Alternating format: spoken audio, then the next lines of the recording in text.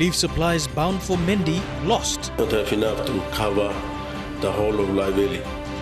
Opposition firm on a vote of no confidence. Appealing to those backbenchers. Telikom Natonal Soccer League draws near.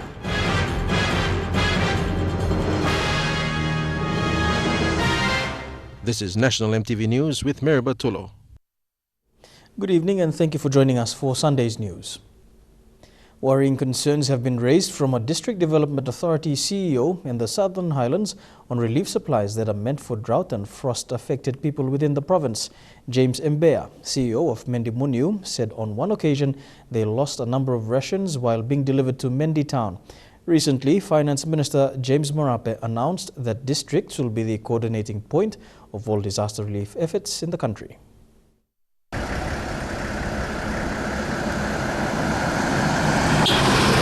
The District Development Authority chief blames a lack of coordination between the National Disaster Office and his office for this mishap. Some supplies that were meant for the district was actually lost between Mendi and Hagen. He said this will now affect their relief supply distribution in one of their LLGs. And I'm afraid we might not have enough to cover the whole of Lai Valley or Lai Valley LLG. That's 7,000 households, estimated 20,000 people. According to Mr. Mbea, 80,000 people in the Mendi Muniu district are affected by frost and drought. While disaster relief distribution began in October, there is a delay because there is not enough rations for everyone that needs it.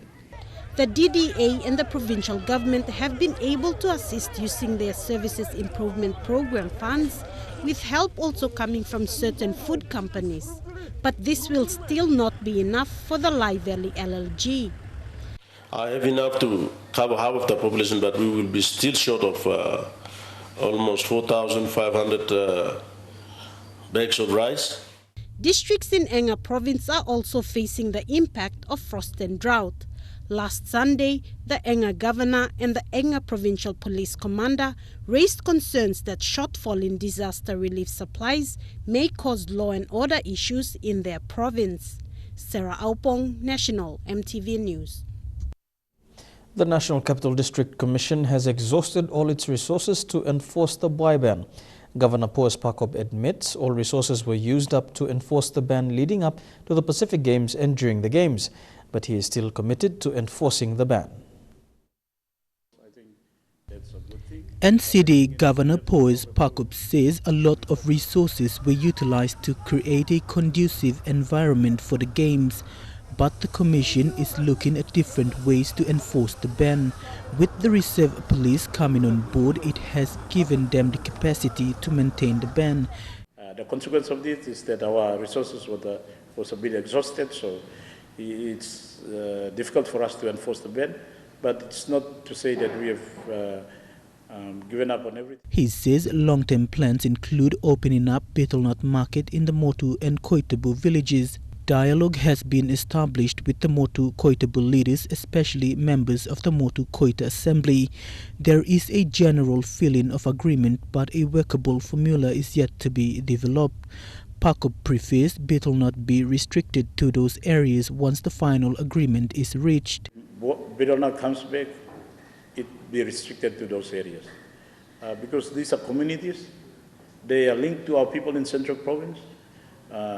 It will have a benefit of bringing income to our local people, Motuans and Koitabu villages. They don't have a lot of means to generate income, and I think if we restrict the Betel nut to the Motuan and Koitabu villages, it brings them that potential to have a lot of income. He believes restricting Betel nut in the Motu Koitabu villages is a better alternative to ensure control. He is committed to the outcomes of the ban and warned that all illegal Betel nut markets will be closed. Mickey Cavera, National MTV News. A formal letter is yet to be received by the National Capital District Governor on the proposed protest march tomorrow. Governor Poes Pakop says there has been a request given to police, but he has yet to cite a letter. He has called on activist Noel Anjo to conduct the protest march in an appropriate manner. My recollection is, I think it's around Section 32 or Section 28 of the Constitution. It talks about social responsibility. And this is the problem that we have been facing up to now, that our people put emphasis on rights and freedom, but they forget that the Constitution also demands of us responsibility to everyone else, to our neighbors, to our own community. We must exercise that right and freedom with responsibility.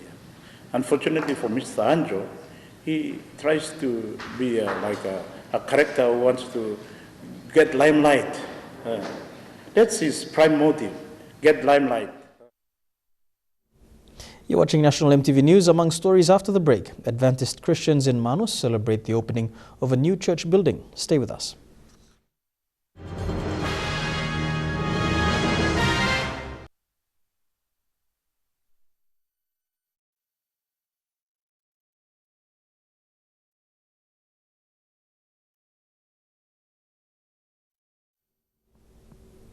Welcome back to the news.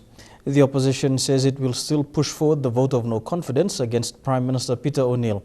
Deputy Opposition Leader Sam Basil says the move is aimed at changing the Prime Minister. Mr. Basil has urged government MPs and backbenchers not to be ignorant and support the opposition's call. Make a short statement clarifying. Parliament will resume on the 27th of this month and a vote of no confidence looms. The opposition says they will still push forward the agenda to remove Peter O'Neill as Prime Minister. Today, Deputy Opposition Leader Sam Basil says his Pangu party is not pushing for the PM position. However, they want O'Neill removed. He calls on backbenchers MPs to support the opposition's call. I'm appealing to those backbenchers. You know what narap naman olin Peter O'Neill stop? And you all backbenchers that's all. You all him stop. You have to make a change. I've been in the opposition all the time and I know when we have a good Prime Minister, we will serve under him. Since the O'Neill government took office in 2012, a record number of MPs, including the PM, were referred by the Ombudsman Commission to be investigated. Many of them have multiple charges laid against them. The people of this country voted 60% new members. I think majority of them want a change. These issues, including the controversial UBS loan and the Paul Parakas saga, has prompted the opposition to push for a vote of no confidence. But the government maintains that they are intact. Quinten Alomp, National MTV News.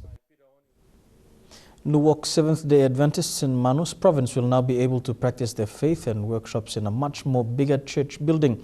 New church building chairperson Levi John told MTV News the building's deteriorating stage and growing members in the circuit was urgent. Fabian Hakalitz has more. This is the site where the new state-of-the-art facility will be built.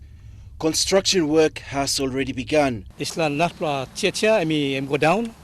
Na two or small members soligan planti na init long building big pla church way. Contractor Last Island have been engaged to build this state-of-the-art modern facility. Phase 1 is the construction of a church building, sporting facilities, children's recreational area, and toilet and shower facilities that are of user-friendly for people with special needs, a requirement under the national government policy. A lot of facilities going to be built here. On the stage 2 part of it, there will be a guest house and kitchen facilities for their programs. So far, efforts in raising funds have progressed well with the support of corporate, business and individuals. Church faithfuls and groups in other countries are also sending money through online donations on the Nuwok SD website. People thank you na how much along Honorable Governor of Manus where me pledging more than 100,000 kin along this time.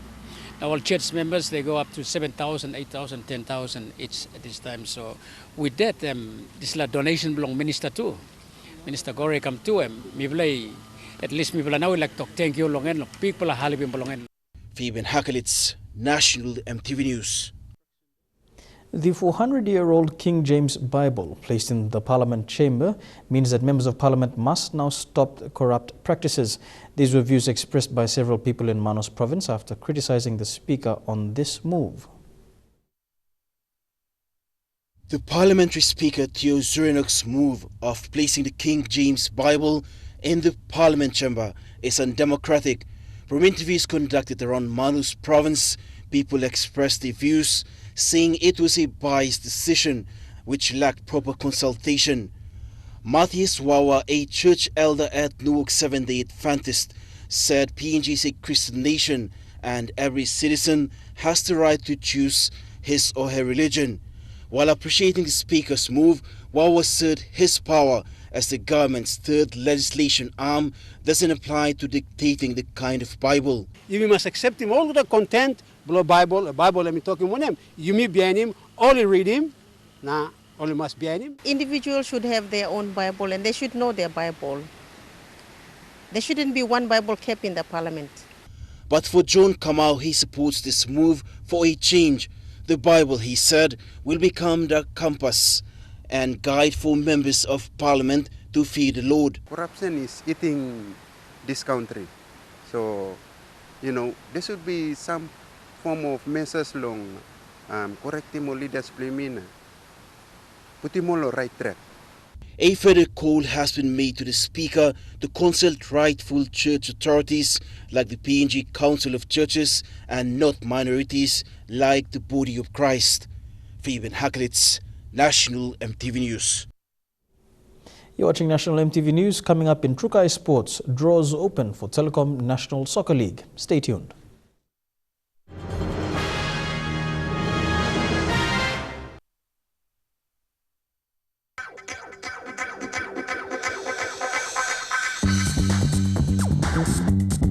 Trukai Sports.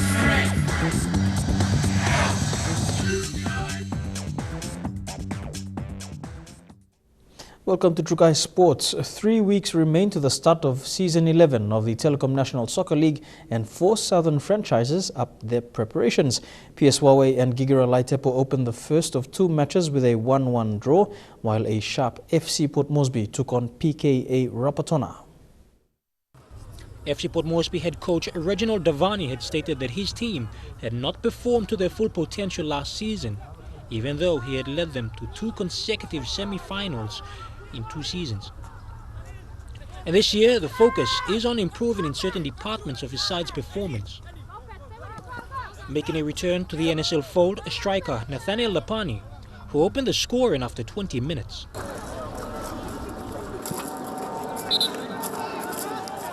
PKA Rapatona appeared physically strong, and with 2 impressive strikers in Peterson Elijah and Patrick Isa, the team looked sharp up front. Earlier in the day, Gigera Laitepo also had a draw against fellow debutants PS Huawei. Both teams fielding young talent taken from various Premier Division sides in the Port Moresby Soccer Association's competition. Jeremy Moggy, National EMTV Sports. And that's it for Trukai Sports. The weather details after the break. Trukai Sports.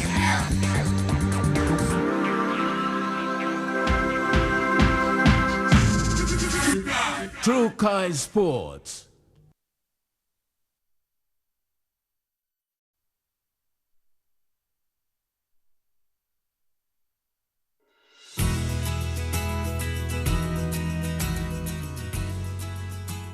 Here's a quick look at the weather for the next 24 hours. First of all, in the southern region, a chance of showers in Port Moresby and Alatau. Tumamase, mostly fine and dry in all major centers. Fine and dry as well in the New Guinea Islands. And dry weather expected with low cloud in all the Highlands major centers. And that has been National EMTV News this Sunday, the 25th of October 2015. On behalf of the EMTV News team, I'm Mendi wishing you a safe working week.